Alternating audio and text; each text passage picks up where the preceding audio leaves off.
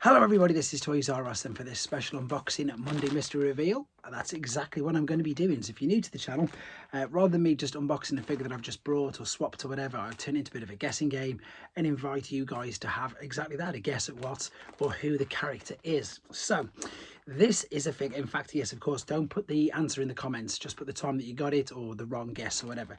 So yeah, so this is something that I've been waiting to add to my collection for ages. It was neatly packed up, obviously, I've just took it out the bag, ready for the video. This is something I've been after for ages, and I've got to confess that I've had this just for a couple of weeks, but I wanted this for such a long time. In fact, and I have to thank Paul from the Space Bridge, because he actually had this on his stall at the NEC in April, and at the time I had no money, and he held on to it for me. He held on to it for me for months and months and months, until I had the money for it, and I actually gave him the money for it at TF Nation. So some of you may have seen this, you may have not, only if you were there, obviously, but I still wanted to do this as a bit of a reveal anyhow, because it's quite a special figure. So it's a Generation 1 mold, but it's not a Generation 1 figure, which pretty much gives it away straight away if you know the figures that I collect on this channel. Yeah, it came out in the early 2000s. It uses an incredibly popular characters mold, but the mold itself is more popular for the fact that it has multiple uses. As soon as you get one of these, you get them all.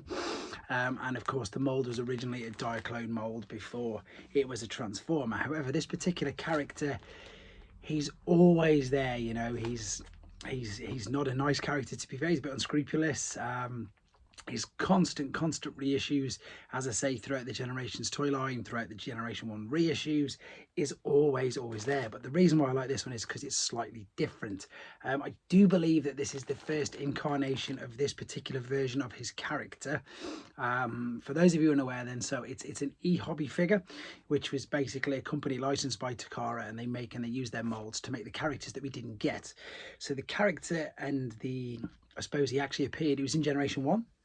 He was in Generation 1. There's been a number of issues of this particular version of the figure, but they tend to be special editions. I think not the last one. The last one I'm going to show you in a minute, which will give it away totally. But there was an issue of this particular figure in Unite Warriors, which again was which was a Takara exclusive. And I'm pretty sure that there was a Henkei version as well, which again is like another Japanese exclusive. So the character itself, as I say, you'll guess straight away. I think this person actually appeared in Beast Wars as well, but I've not seen that episode. All I can tell you, definitely in Generation 1, using a Generation 1 mold, constant reissues, and the last version of the particular figure was in a Beast Wars 2-pack, again Takara exclusive, with Waspinator. So this is the latest I think you may or may not have got it by now. So this is the latest version of the figure.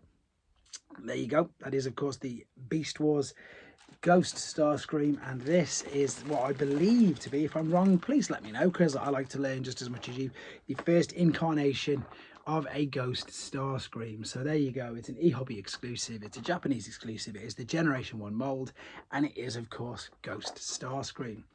Thanks for playing along, guys. Thanks for Paul at the Space Bridge, and of course take care.